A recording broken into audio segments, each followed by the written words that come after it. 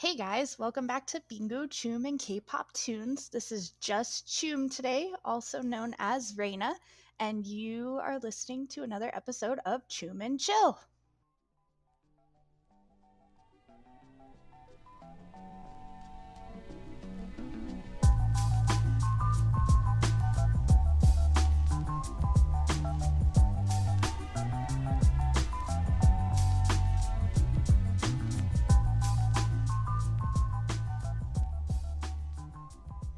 So today we are talking romance comedy. Everyone knows that South Korean television just really has the whole entire genre of rom-com basically down to an exact science. American media, especially television, just doesn't quite hit with those stories that'll make your heart just whisk away, I guess, with like hilarious yet heartwarming stories of opposites attracting against all odds. It's really hard to find in American media, especially television. You can get it more in like books and that sort of thing, but anywhere else, not really. Korean dramas, on the other hand, yes. And they know the formula. They have several series centered on the trope classics, such as Rich Guy, Poor Girl, Fake Dating, Enemies to Lovers, you name it. That being said, there aren't many dramas recently that really hit the same way, at least pre 2016, or at least I'd say maybe this is a personal opinion, who knows. But rom-com in South Korean media has really started to like borderline toxic traits and basically give the audience the idea that some of these traits in a relationship that are toxic are actually okay when they aren't. And so viewers are kind of like hit and miss lately with this whole genre anymore, and I don't blame them. I would personally say that this genre has really fallen off in recent years because if you look back at old dramas, they really fall under the trope of toxic male lead and the female lead just going along with it. And looking back, there were more than a few fair share of male leads I would have liked to just like flat out deck for this behavior. And I'm also starting to notice, just as I watch dramas, that more of the genres recently are actually more like action based. We're getting a lot of supernatural stuff lately. And I feel like Korean dramas in the past there were some good like lawyer doctor ones. That was a really popular genre, but it was really romance. Like romance is what they would live, eat, and breathe for K dramas. This year, though, a business proposal made its debut, and it is another drama that's based off of a webtoon.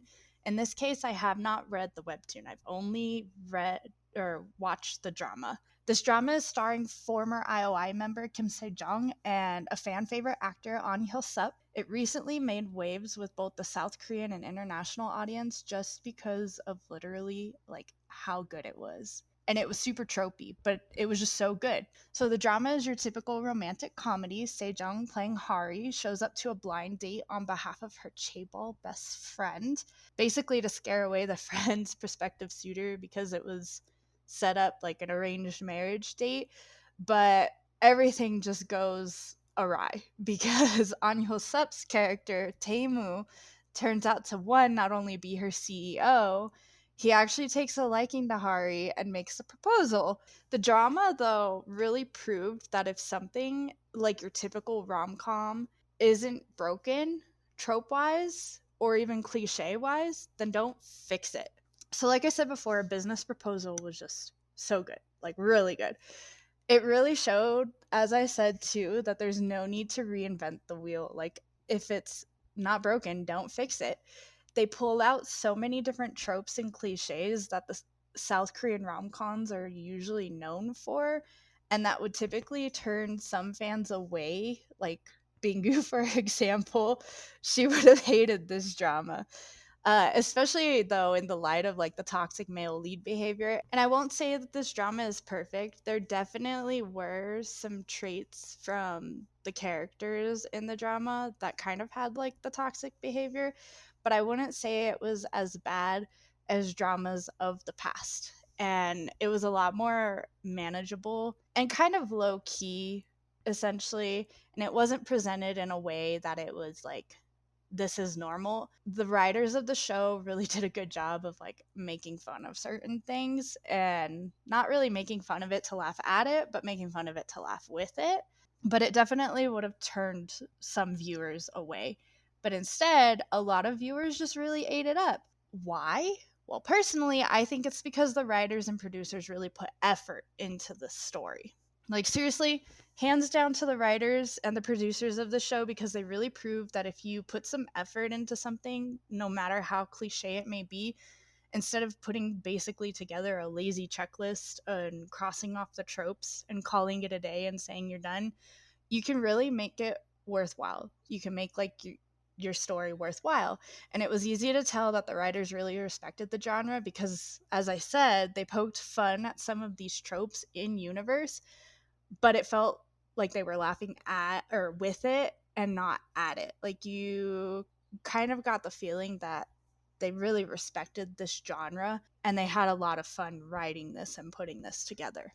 The people who put the show together also just really made smart decisions about which tropes to embrace and include in the show and not make them fully cringeworthy, and which ones to not include in the drama, and were committed to basically putting in as many tropes as they possibly could without really making it overbearing, and they did a really great job of that.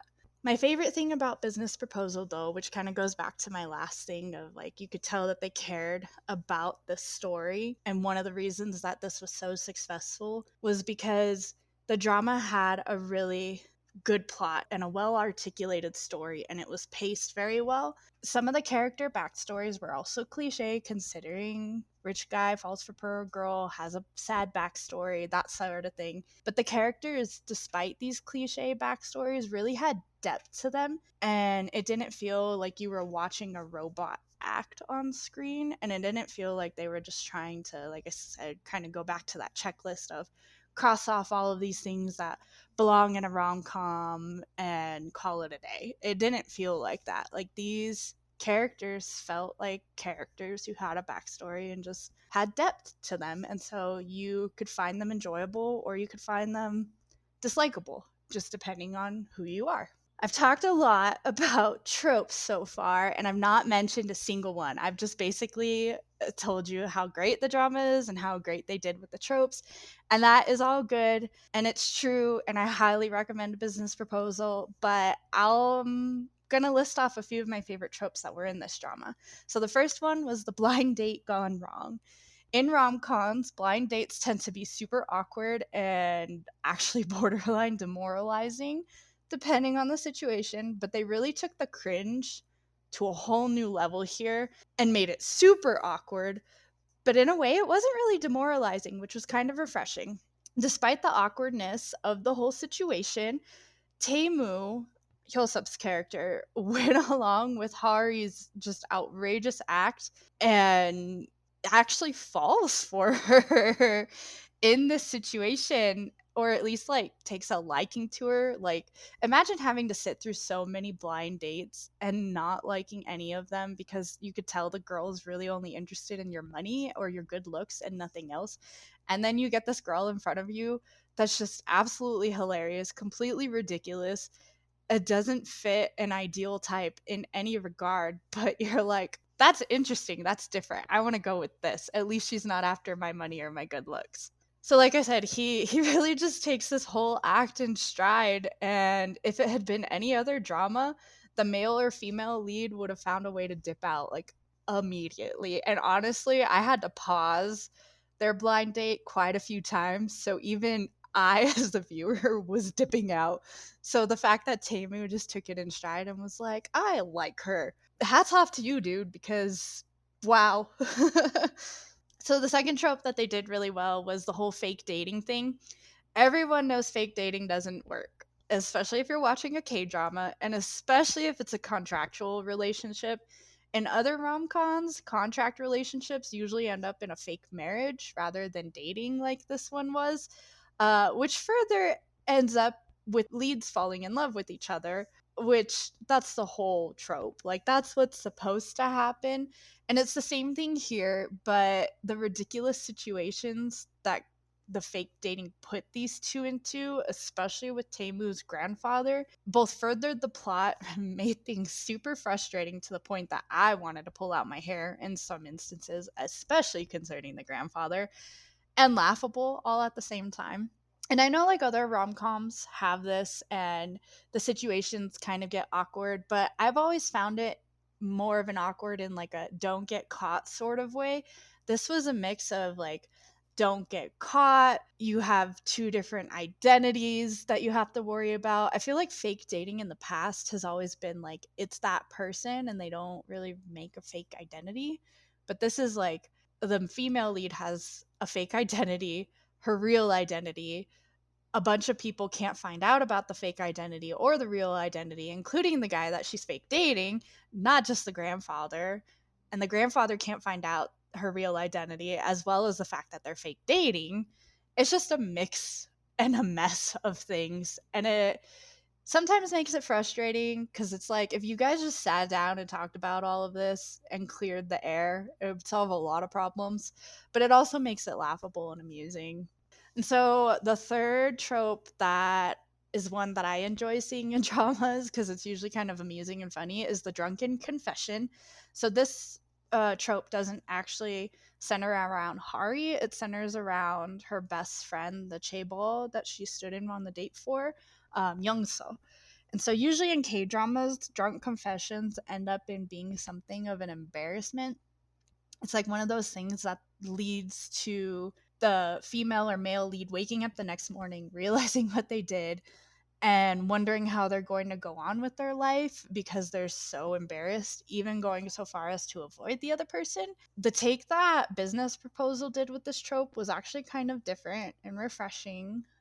Again, refreshing is just one thing that this drama just had a lot of because they took these tropes and cliches and they made it interesting and different. So Young So falls in love with Taemu's secretary Sung Hoon at first sight. Um, really an embarrassment because she embarrassed herself in front of Sung Hoon, and I don't even remember what the situation was. Like she embarrassed herself, and she gets drunk. In the process of getting drunk, she also loses her filter. So she's fearless and she confesses to him, and it doesn't end there. They kiss, and then the kiss turns onto a full on hookup. Great, awesome, steamy.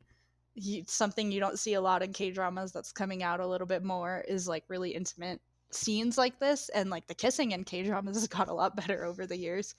Anyway, like I said, the kiss turns on into a full on hookup, but the catch here is Young So wakes up in the morning and she doesn't remember a thing.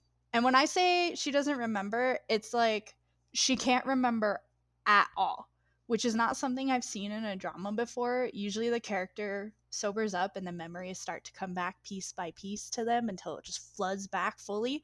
No, she doesn't remember at all. End of the drama comes, she still doesn't remember. But thankfully, Sung Hoon takes it in stride. He isn't phased by it. He doesn't care that she forgot, told her it's not a big deal, and then he confesses to her too. And their relationship progresses even more. It was a very different take on that trope, and it was kind of cool to watch it done that way because sometimes drunk people really don't remember what they did. So it was kind of real in that aspect. So the last trope in the drama that they did that is one I enjoy and that I also thought was quite different and refreshing again was the breakup demand. So every K drama has it, especially if it's one where the female and male lead are in two different worlds.